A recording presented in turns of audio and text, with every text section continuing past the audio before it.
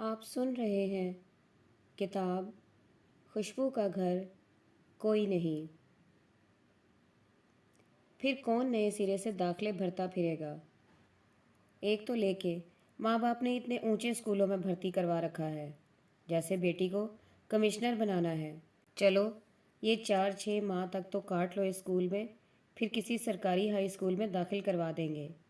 اب ایک تم ہی تو نہیں ہو، اپنی بھی اولاد ہے، گھر داری کے 100 بکھیڑے ہیں، دنیا داری بھی نبھانی پڑتی ہے۔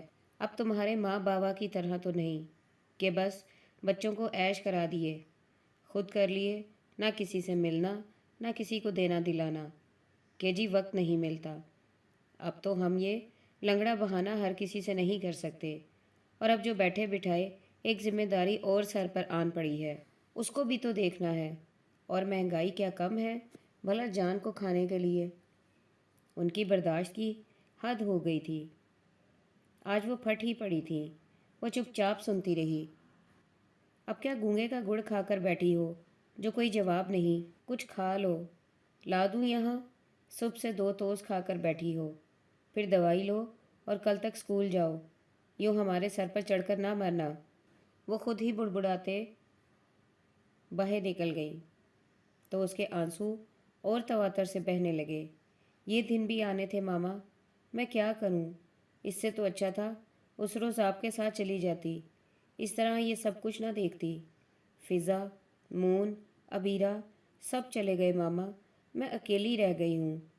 مگر نہیں، وہ بھی تو اکیلے ہو گئے ہیں۔ ماما پاپا، یہ سب کیا ہو گیا ہے؟ آپ لوگ ہمیں چھوڑ کر کیوں چلے گئے؟ میں کس کے پاس جاؤں؟ کس سے لپٹ کر رہوں؟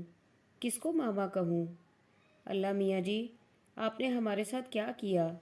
ہم تو چھوٹے چھوٹے سے ہیں، ہم نے تو کوئی گناہ بھی نہیں کیا، پھر ہمیں یہ سزا کیوں ملی؟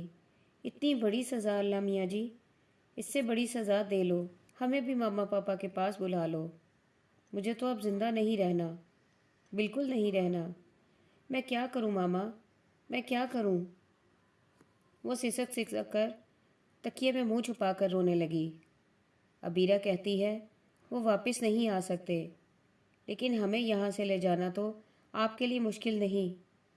آپ مجھے یہاں سے اپنے پاس بلا لیں، ماما پاپا کے پاس، ہم سب کو۔ اس کی سسکیاں تیز ہو گئیں۔ اس کی جب آنکھ کھلی تو اس کا سر پھپھو کی گود میں تھا اور دھڑ جہاز کی دوسری سیٹ پر۔ پہلے تو اسے سمجھ میں نہیں آیا کہ وہ کہاں ہے۔ حیرانی سے آنکھیں جھپک جھپک کر گود میں لیٹے لیٹے ہی ارد گرد کا ماحول سمجھنے کی کوشش کرتا رہا۔ پھر اس نے دھیرے دھیرے سر اٹھا کر گود والی کا چہرہ دیکھا۔ پھپھو، اسے کچھ درجہ طمانینت ہوئی کہ وہ پھپھو کی گود میں ہے۔ جی میری جان، وہ جو اس کی طرف متوجہ تھی بھرپور مسکراہٹ سے اس کا ماتھا چوم کر بولی، پھپھو ہم کہاں ہیں؟ اس نے ارد گرد گھما کر سیٹوں پر بیٹھے ہوئے پوچھا۔ جان، ہم جہاز میں ہیں، ایروپلین میں۔ میرے بیٹے کو شوق تھا نا ایروپلین میں بیٹھنے کا۔ وہ دیکھو، ادھر سے دیکھو، ہمارا اوپر پلین کتنا اوپر اڑ رہا ہے، آسمان کے اوپر۔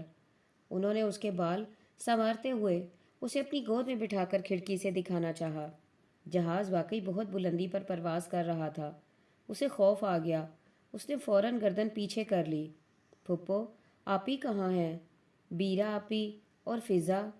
کچھ دیر کی خاموشی کے بعد اس کے دل میں مچلتا ہوا سوال بالآخر باہر آ گیا۔ وہ پاکستان میں ہیں، ہم تو اپنے گھر جا رہے ہیں، شارجہ، مون بیٹے کے گھر۔ انہوں نے پھر اس کے پریشان چہرے کو چوما۔ وہ پاکستان میں ہیں، ہم تو اپنے گھر جا رہے ہیں۔ اپنے گھر؟ اس کا انداز سوالیہ تھا۔ ہاں اپنے گھر، وہاں مون بیٹا اپنی گڑیا سی بہنوں کے ساتھ رہے گا، انہوں نے چمکارا۔ بیرہ آپی اور فضا کے ساتھ؟ اس کی آنکھیں چمکنے لگیں۔ ہاں وہ بھی ملنے آئیں گی۔ میں ندیہ اور نینا کی بات کر رہی ہوں، شارجہ میں آپ کی بہنیں ہیں نا وہ بھی؟ انہوں نے اس کی توجہ بٹانا چاہی۔ ندیہ اور نینا کون؟ اس نے حیرانی سے گول مٹول آنکھیں گھمائیں۔ بیٹا آپ کی بہنیں، یاد ہے پچھلی عید پر وہ میرے اور انکل کے ساتھ آئی تھی آپ کے گھر؟ ان دونوں نے ریڈ فراک اور ریڈ شوز پہنے ہوئے تھے، ہے نا؟ انہوں نے اسے یاد دلانا چاہا۔ وہ کچھ دیر سوچتا رہا۔ ہاں، یاد آیا تھوڑا تھوڑا، نینا چھوٹی سی ہے، براؤن والوں والی، فضا کی دوست ہے نا پپو؟ اس نے حافظے پر زور دے کر پوچھا۔ بس میری جان، وہی نینا اور ندیہ۔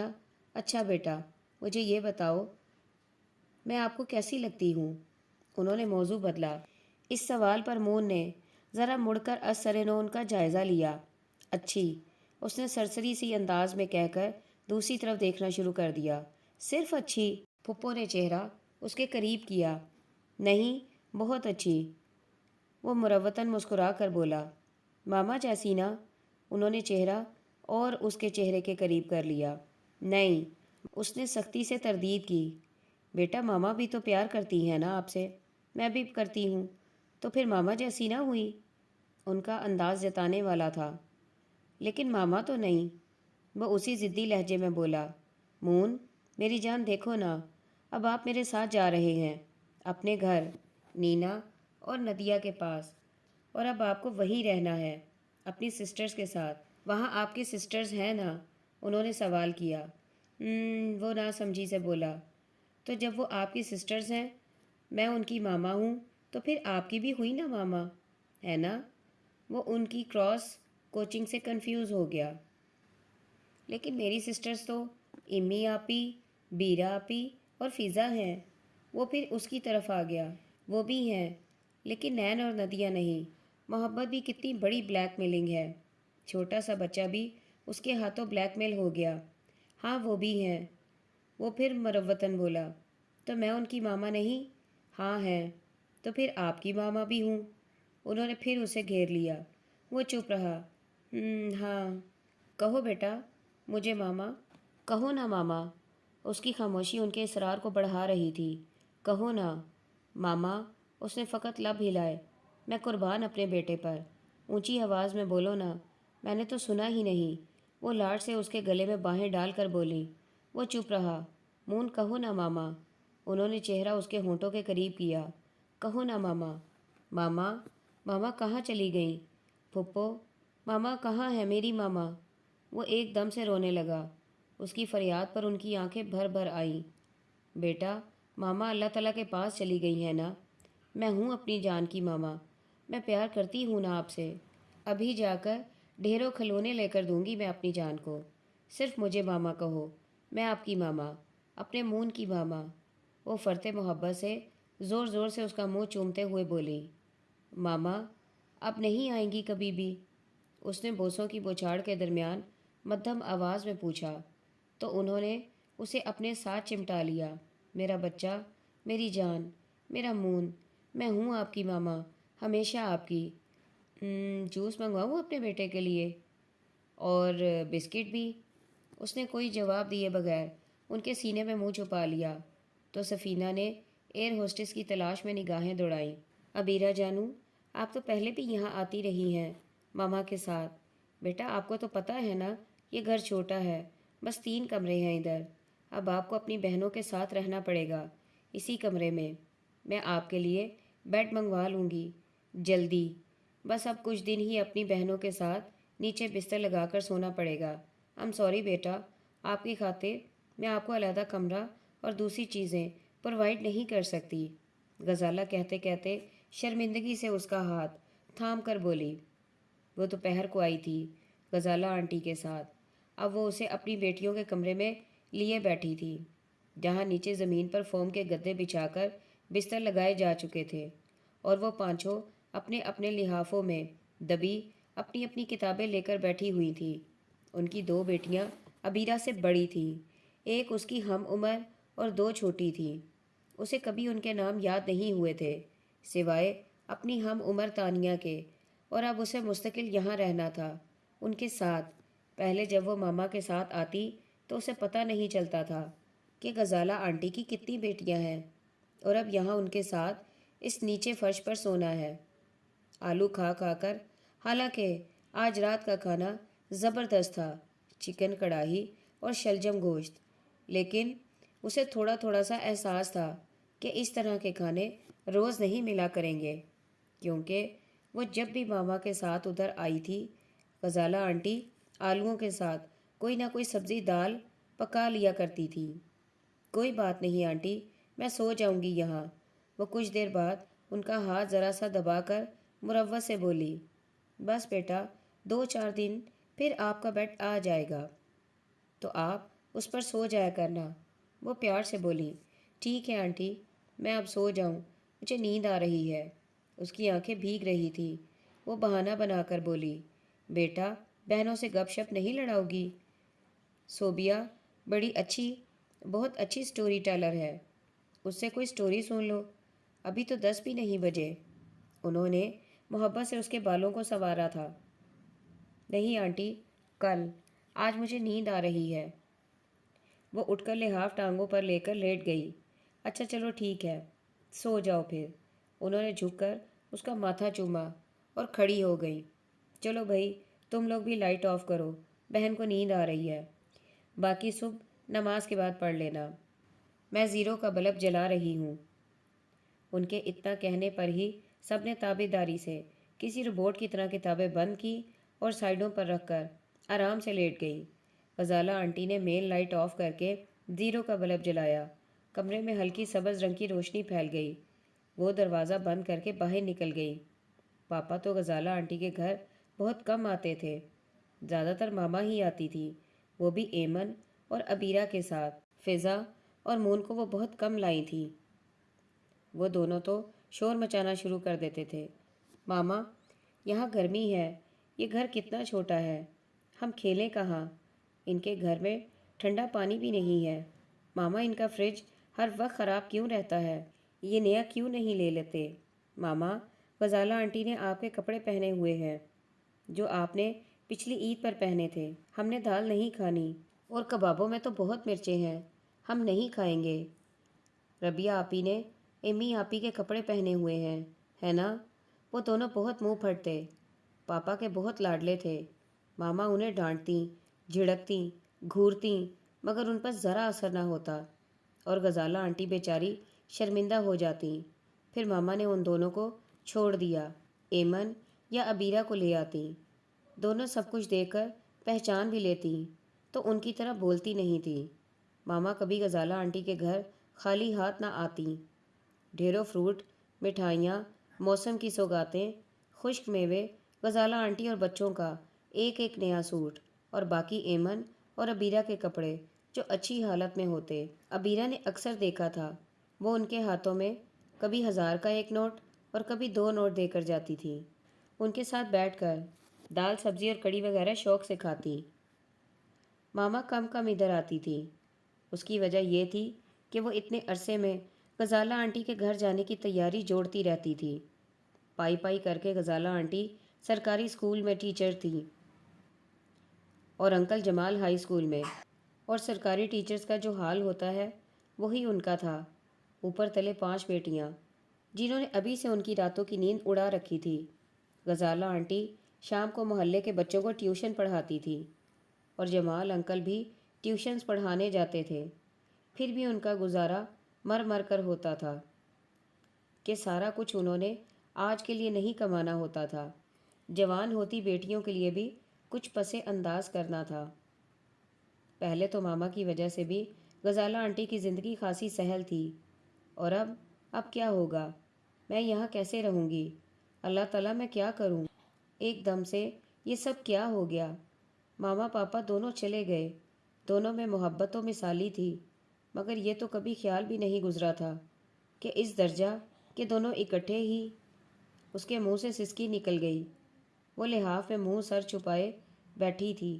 اب اس طرح رہنا انکل اور آنٹی پر بوجھ بن کر، 5 جگہ 6 بوجھ، اور پھر ساری عمر کے لیے۔ کاش ہم اپنے گھر جا سکتے، ہم اکٹھے رہ سکتے۔ مون کیسا ہوگا؟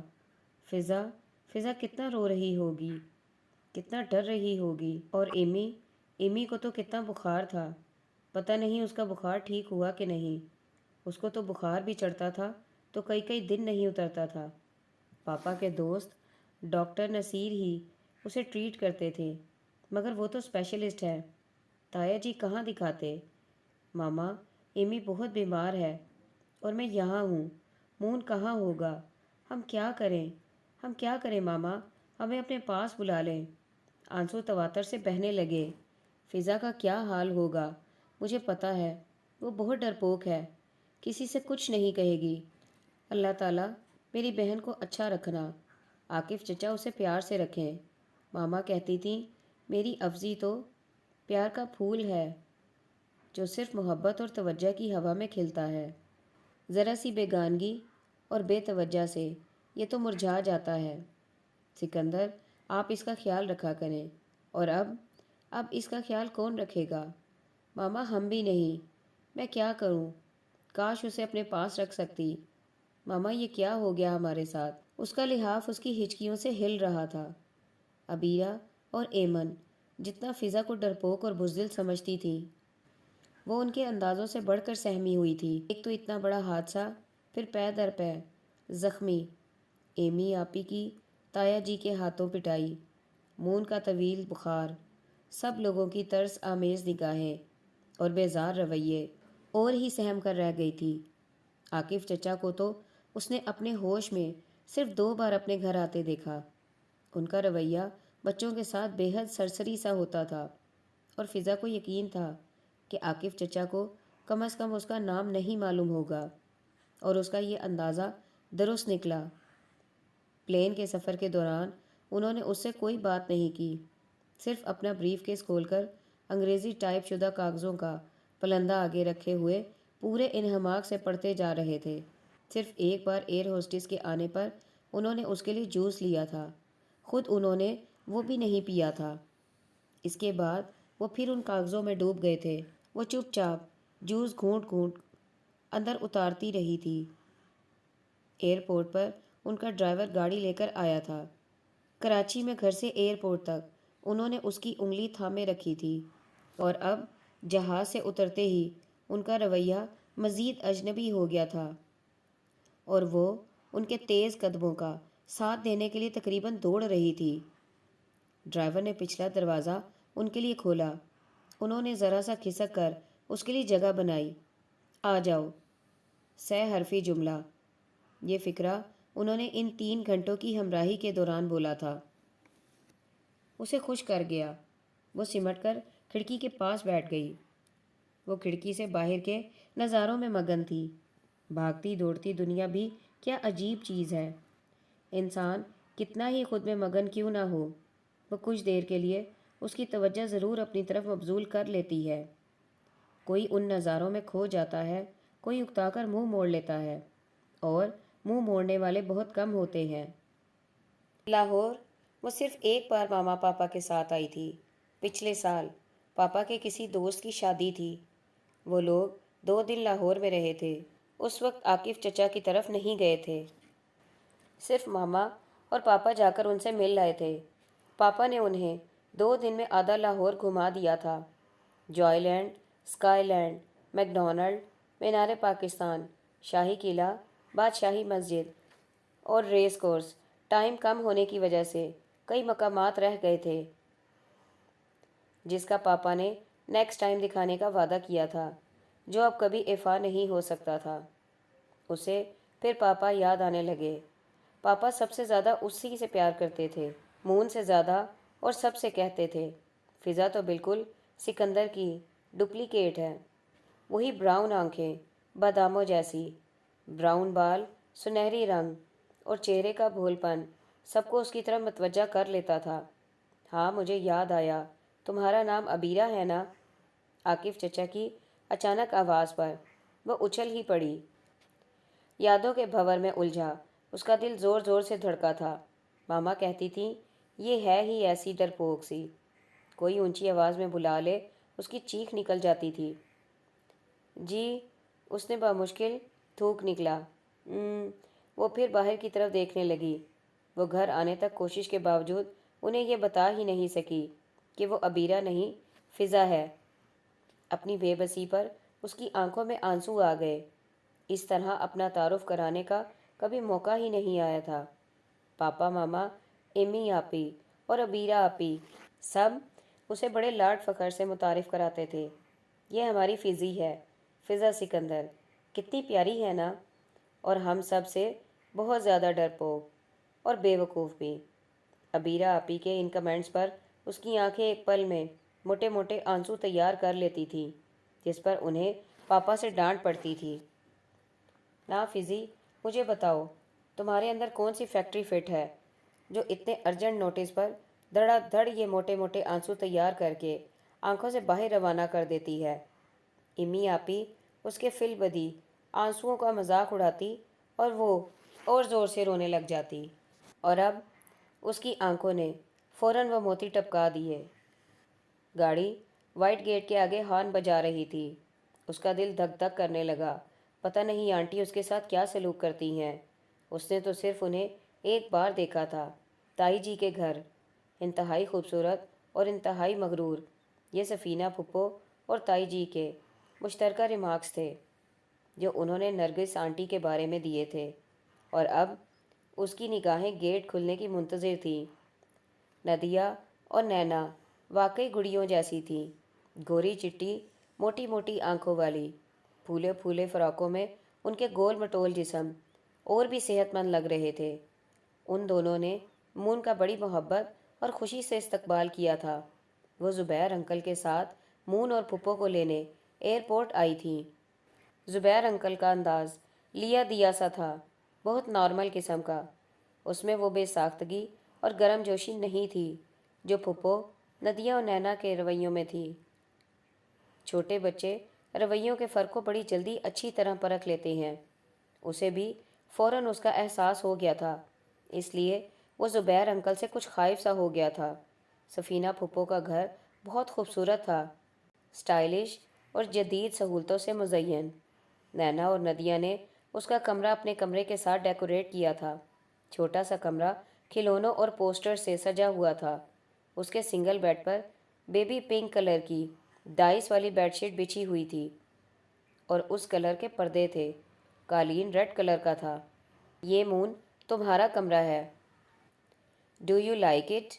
ہم نے خود ہی اسے ڈیکوریٹ کیا ہے۔ ندیہ ہاتھ پکڑ کر اسے کمرے میں لائی تھی اور بڑے فخر سے بتا رہی تھی۔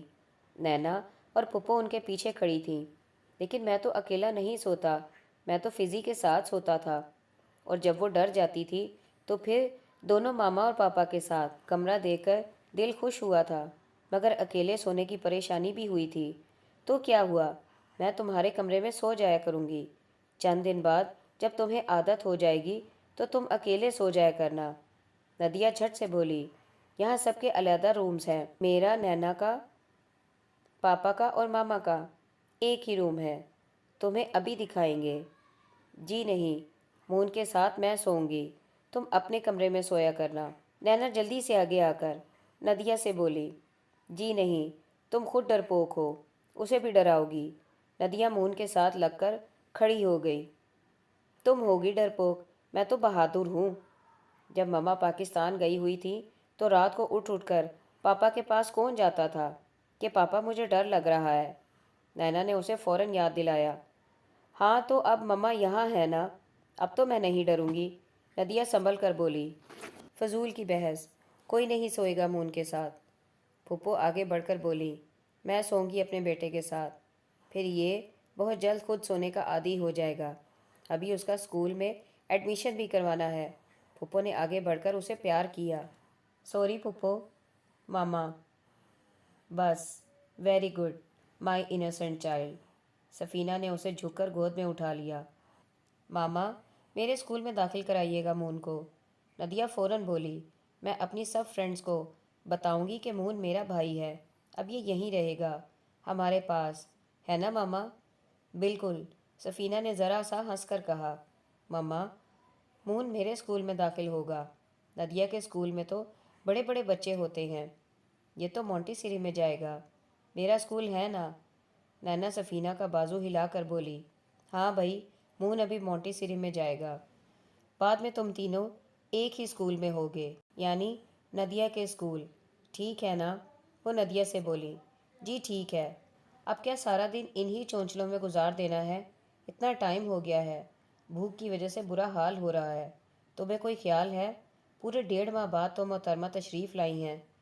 اچانک عقب سے انکل زبیر کی روکھی آواز سنائی دی تو سفینہ نے فوراً مون کو نیچے اتار دیا وہ یہ بچیاں مون کو اس کا کمرہ دکھانے لے آئی تھیں۔ وہ کچھ معذرت خواہانہ انداز میں بولیں اور باہر کی طرف بڑھ گئیں۔ مون کہیں بھاگا جا رہا ہے؟ نہ اس کا کمرہ، اب یہ یہی ہے، تو پھر یہ بے صبری کیسی؟ وہ اسی بیزار اور سرد لہجے میں بولے۔